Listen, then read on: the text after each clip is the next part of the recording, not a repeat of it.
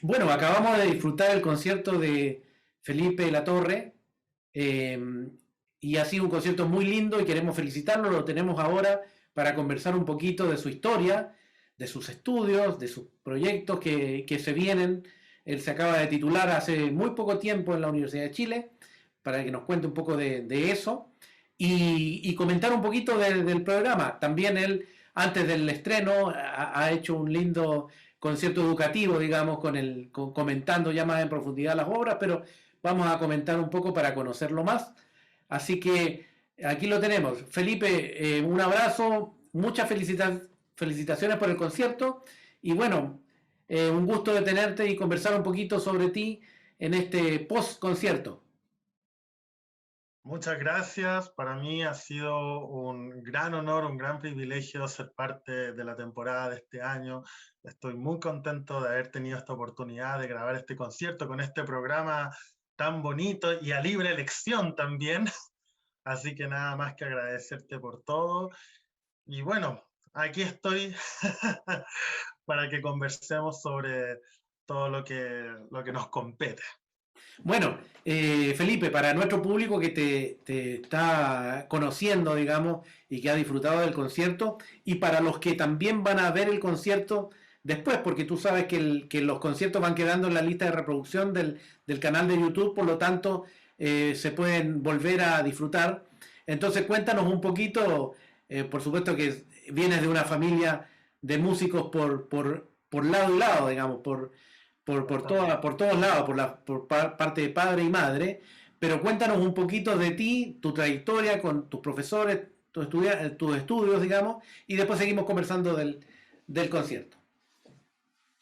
Bueno, indudablemente la influencia de mi familia es algo inminente.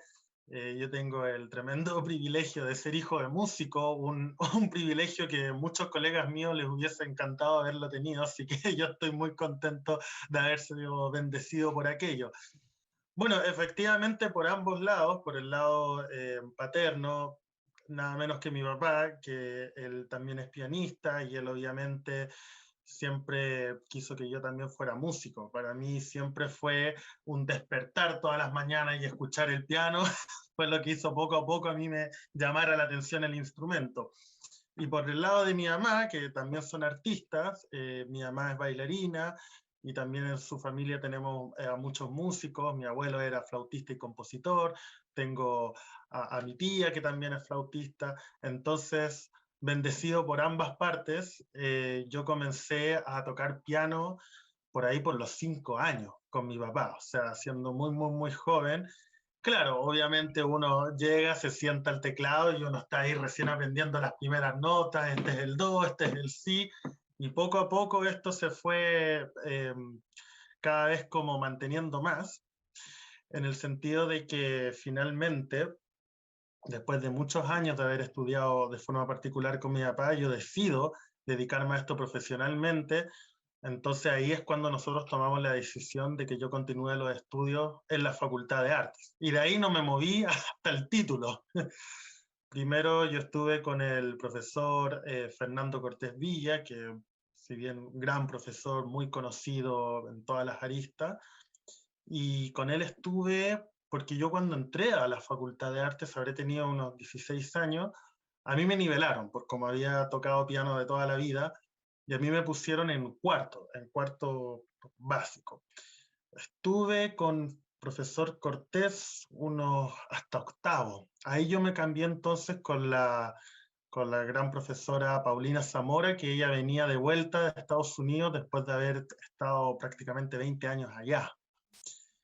Y finalmente con ella decidí continuar los estudios universitarios hasta el título, que si bien, como acabas de mencionar, fue hace poco, fue este año, en enero de este año, estoy titulado gracias a, bueno, a todos los profesores que me han tomado, desde mi padre hasta la profesora Paulina, que fue la que me preparó para el título. Bueno, es una historia muy digamos, interesante de escuchar, digamos, por todos tus pasos que terminaron ya en un título profesional. Y bueno, y me imagino que debe haber sido muy interesante también trabajar con distintos profesores, distintas manos, lo cual es una cosa muy enriquecedora, digamos, de conocer distintas maneras de enfocar la música, el lenguaje musical la manera de enfrentarse al instrumento. Y bueno, y por supuesto que me imagino que entre tus proyectos está seguir perfeccionándote y estudiando, seguramente te vas a ir pronto al extranjero a seguir tus estudios de posgrado. Felipe, entremos un poquito en materia. Cuéntanos el programa, que es muy interesante, que tiene dos compositores, si bien es cierto, lejanos en el tiempo, digamos, Claro. son muy icónicos en la literatura, en el lenguaje musical. Tanto Chopin en el periodo romántico como Ligeti, digamos, ya más actual. ¿Por qué elegiste este programa? Bueno, partiendo por Chopin, a mí Chopin siempre fue uno de los compositores que a mí más me gusta, me ha gustado y todavía me gusta. Una de las razones por la cual me gusta tanto Chopin es porque él hizo un trabajo muy prolífico en su vida con relación al piano. Entonces, por lo menos en mi opinión personal, yo creo que los pianistas tenemos que aprovechar este compositor lo más que podamos. Bueno, como había mencionado anteriormente, yo me titulé con el concierto de Chopin, o sea, perdón, había mencionado que me había titulado, pero no el programa, yo me titulé con el concierto de Chopin, mi padre me hizo el segundo piano, y cuando yo terminé de titular, me dieron la nota y todo, yo dije, bueno, acabo de terminar una gran obra de Chopin, ¿por qué no continuar un poquito con el mismo compositor para profundizarlo más?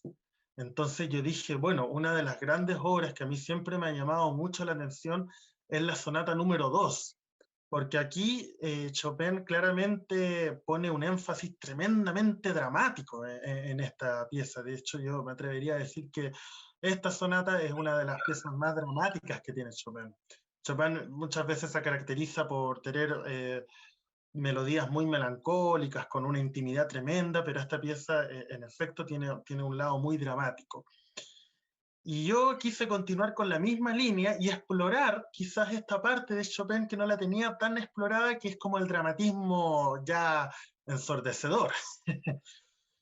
Y comencé a estudiar la pieza, dije, bueno, vamos a ver qué resulta de esto. Y a medida que me fui desarrollando en esta pieza, cada vez me empezó a gustar más.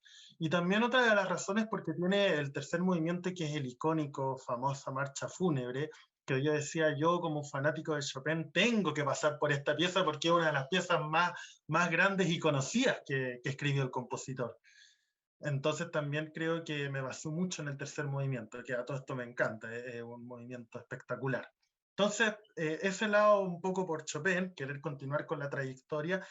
Y con respecto a la otra obra, la gran música ricercata de Ligeti, a mí me había pasado que yo en mi título yo habría querido tocar esa obra, la música ricercata completa.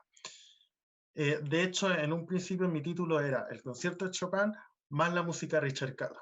Bueno, debido a un protocolo que hay que seguir, eso no pudo ser posible debido a que tenía que tocar una hora por periodo. Entonces, si yo tocaba solamente Chopin y Ligeti, nos estábamos saltando el periodo del barroco y el clásico.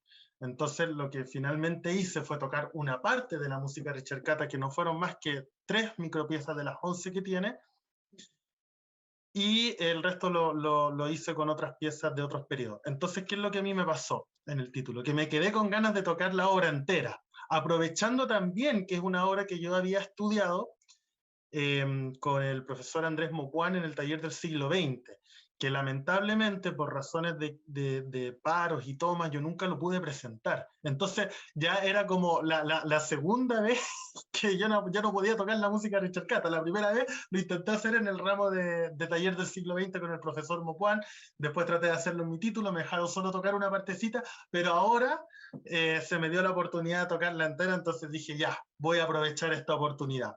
Y esta pieza a mí me gusta porque creo que es una de las piezas que, eh, como para empezar a explorar un poquito la música del siglo XX y la del XXI, que es música muy compleja, porque tenemos todo esto todo este acercamiento a lo atonal, el serialismo, y yo creo que la música ricercata es una de las piezas para empezar a meterse en este mundo.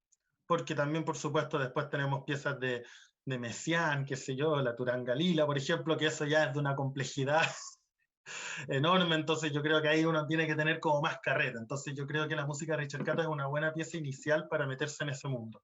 Así que aproveché la oportunidad de ahora de grabarla por fin, después Oye, de dos intentos. y qué interesante que la estudiaste con Andrés Mopuán. Tú sabes que Andrés la tocó también en su título.